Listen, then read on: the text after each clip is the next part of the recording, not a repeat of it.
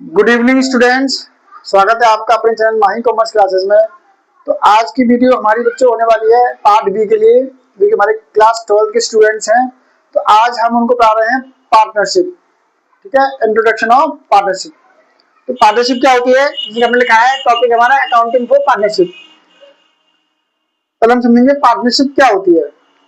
तो पार्टनरशिप का मतलब है, मैं आपको सीधे देता हूँ, जब किसी व्यवसाय में दो या दो से अधिक साझेदार, यानी दो या दो से अधिक व्यक्ति मिलकर किसी एक व्यवसाय को चालू करते हैं, शुरू करते हैं, और उससे होने वाले प्रॉफिट और लॉस को एग्रीमेंट के अकॉर्डिंग, जो उनके बीच अनुबंध हुआ है, जो उनके बीच पार्टनरशिप डीड हुई है, उसके अकॉर्डिंग अपने प्रॉफिट लॉस को वो बांटते हैं।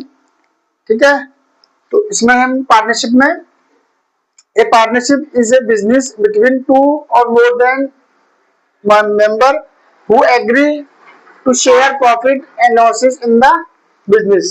मतलब जब दो या दो से अधिक साझेदार व्यवसाय में होने वाले लाभ और हानि को बांटने के लिए अपनी सहमति देते हैं, उसको हम क्या बोलते हैं, साझेदारी बोलते हैं। ठीक है, जब बिजनेस में दो या दो से अधिक साझेदार होने वाले लाभ हानि को बांटने के लिए अपनी सहमति देते हैं कि हाँ भाई, हमारे बिजनेस में अगर प्रॉफिट होगा, लॉस होगा, तो जो हमारे बीच अनुबंध होगा, जो हमारे पास एग्रीमेंट होगा, हम उस एग्रीमेंट के अकॉर्डिंग अपने प्रॉफिट लॉस को बांटेंगे। तो ये होगी हमारी पार्टनरशिप की डेफिनेशन। इसके बाद में आते हैं हमारे फीचर ऑफ पार्टनरशिप, साझेदारी की विशेषताएं। तो एक साझेदारी में क्या क्या विशेषता होती है, साझेदारी में क्या क्या इसके फीचर्स हैं। तो सबसे पहले क्या होता है, कम से कम दो साझेदार, मिनिमम ऑफ पार्टनर। साझेदारी जब भी हो सकती है जब इसमें मिनिमम दो साझेदार हों। ठीक है, कम से कम दो साझेदार होने चाहिए।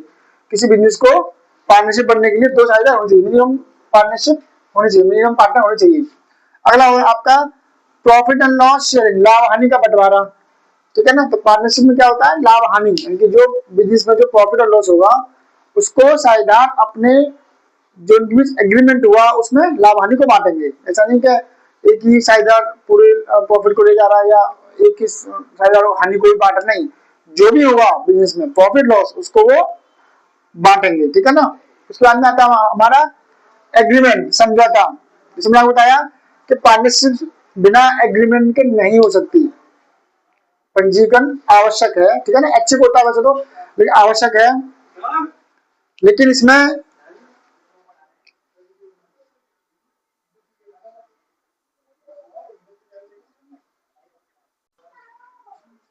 तो एक हमारा होता है एग्रीमेंट। तो बिना एग्रीमेंट के कोई पार्टनरशिप हमारी नहीं चलती।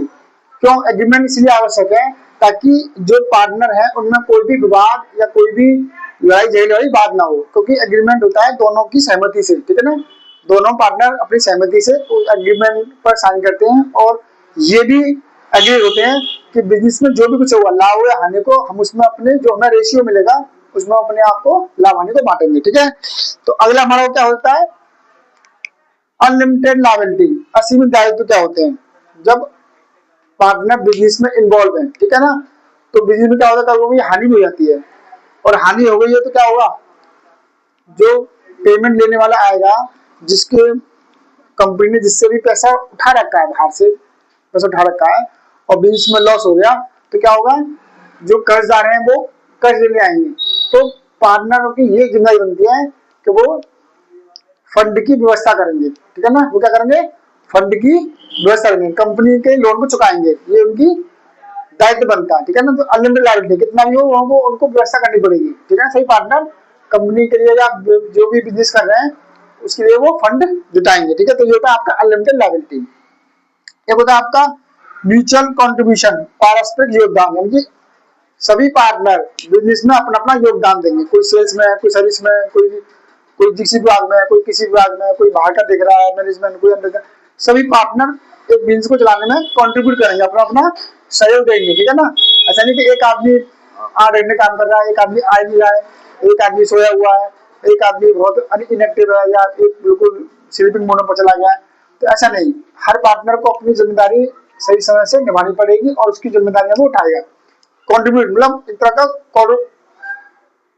कंट्रीब्यूशन करेंगे, थोड़ा थोड़ा काम मिल बांट के करेंगे, तभी हमारा बिजनेस ठीक से चल पाएगा। अगला होता है आपका शेयर ओनरशिप, अब जब पार्टनरशिप में 2 साथ हो रहे दोनों का बिजनेस आधा आधा है, जो भी रेशियो है कि दोनों ही उस मालिक उस बिजनेस के मालिक हैं, ठीक है ना। ये नहीं कोई कह सकता कि ये मेरा अकेला बिजनेस है। तो 2 पार्टनर हैं तो दोनों ही वो बिजनेस में स्वामित्व रखते हैं, ऑनरशिप दोनों की है, ठीक है। अगला आपका हमारा है शेयर रिस्पॉन्सिबिलिटी, यानी कि जो भी बिजनेस की जिम्मेदारियां हैं, चाहे बिजनेस को सेल्स की हो, सर्विस की हो, मैनेजमेंट की हो, वो आपस में साझा करेंगे, यानी कि दोनों ही कोलैबोरेट करके अपनी बिजनेस को आगे चलाएंगे, ठीक है। उसके बाद में आता है हमारा एक्टिव पार्टनर। अब हम बात करते हैं, ये हो गए हमारे फीचर ऑफ पार्टनरशिप, यानी जो साझेदारी की विशेषता है वो ये है, सब मैंने आपको बता दिए हैं। कम से कम 2 साइड होनी चाहिए, लाभ हानि का बंटवारा, समझौता, असीमित दायित्व, पारस्परिक योगदान, साझा स्वामित्व और साझा जिम्मेदारी। अब बात करते हैं हमारे पार्टनरशिप में पार्टनर कितने होते हैं, कौन कौन से हमारे पार्टनर होते हैं। तो सबसे पहला हमारा होता है सक्रिय पार्टनर, जिसको हम क्या बोलते हैं, एक्टिव पार्टनर। एक्टिव पार्टनर क्या होता है, एक्टिव पार्टनर वो होता है जो बिजनेस में अपनी कैपिटल लगाता है और मैनेजमेंट के जितने भी काम होते हैं उसमें पार्टिसिपेट करता है, हर समय एक्टिव रहता है, दिन प्रतिदिन घूमता रहेगा, जो भी बिजनेस में जो भी काम होंगे वो हमेशा करता रहेगा, वो एक्टिव रहता है हमेशा बिजनेस में।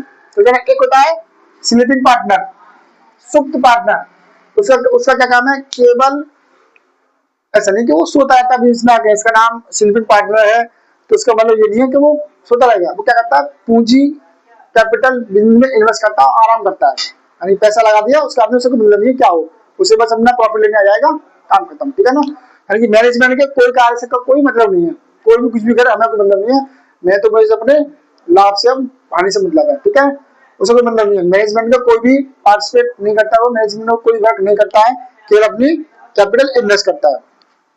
अगला हमारा नाम मात्र का साझेदार, जिसे हम क्या बोलते हैं, नॉमिनल पार्टनर।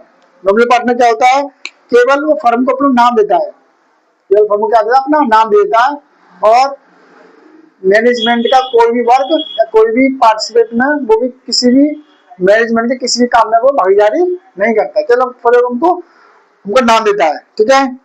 और ना तो वो मैनेजमेंट में कोई काम करता है, ना ही वो अपनी पूंजी देता है। जब वो नामात्र का है तो वो नामात्र का है, वो अपनी कैपिटल नहीं देगा, ठीक है, कैपिटल देगा तो ही तो प्रॉफिट लेगा, ठीक है, तो वो नाम देता है। उसके बाद होता है एक गुप्त साझेदार, सीक्रेट साझेदार। सीधा कौन होता है, सीधा वो होता है जिसका अस्तित्व केवल सीमित समय तक ही रहता है, उसका क्या, उसकी ऑनरशिप क्या है, केवल सीमित समय तक ही है, और वो जनता से गुप्त रहता है, जनता से बिल्कुल सीक्रेट रहेगा, जनता को पता नहीं चलेगा कि ये व्यक्ति इस पार्टनरशिप में पार्टनर है, ठीक है। और उसकी क्या होती है, उसकी भी अनलिमिटेड लायबिलिटी होती है, क्योंकि जब वो पार्टनर तो है, अगर कल को बिजनेस में लॉस हो गया तो वो भी फंड को कलेक्ट करेगा। अगला आता है हमारा सीमित साझेदार, जो लिमिटेड पार्टनर होता है। लिमिटेड पार्टनर मैनेजमेंट में भी इसका कोई भी, मैनेजमेंट के जितने भी कार्य होते हैं उसमें इसका कोई भी लेन देन नहीं होता, ये भी मैनेजमेंट को कोई कार्य में पार्टिसिपेट नहीं करता, ठीक है। और इसकी भी लिमिटेड लायबिलिटी होती है, ठीक है ना, ये भी असीमित दायित्व है, अगर फंड की आवश्यकता पड़ेगी तो ये अपने फंड की व्यवस्था करेंगे, ठीक है। तो वो एक होता है हमारा नाबालिग साझेदार, माइनर पार्टनर, जिसकी उम्र कानून के हिसाब से कम है, 18 वर्ष से कम है, यानी कि नाबालिग कौन होता है, जो 18 वर्ष से कम का होता है, हमारा नाबालिग पार्टनर होता है। तो ऐसा पार्टनर जो इसकी उम्र 18 वर्ष से कम है, हमारा क्या होगा, नाबालिग पार्टनर हो गया। इसके लिए क्या होता है, इसके लिए विशेष प्रकार के नियम बनाए जाते हैं, तो नाबालिग है तो उसके राइट्स और लायबिलिटी, उसके अधिकार में क्या क्षेत्र है और इसके क्या क्या दायित्व है, इसके लिए विशेष नियम बनाए जाते हैं, ठीक है। उसके बाद में होता है हमारा सब पार्टनर, उप साझेदार। उप साझेदार क्या होता है, एक जो सब्स्टिट्यूट माना होता है, वो मैनेजमेंट के कोई भी काम में पार्टिसिपेट नहीं करता, उससे मैनेजमेंट को मतलब नहीं है क्या हो रहा है क्या नहीं हो रहा, उससे मतलब वो क्या करता है, एक किसी एक पार्टनर को वो अपना साझेदार बना लेता है और सारे काम उसी से करवाता है, ठीक है। और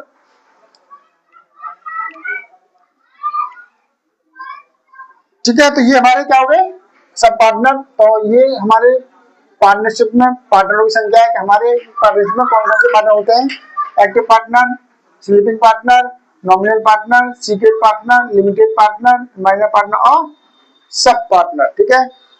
तो वीडियो क्या आपको कैसी लगी? अगर वीडियो अच्छी लगी तो शेयर करें। अगर आज चैनल पर नए हैं तो चैनल को सब्सक्राइब करना ना भूलें। आज की इस वीडियो में इतना ही, धन्यवाद।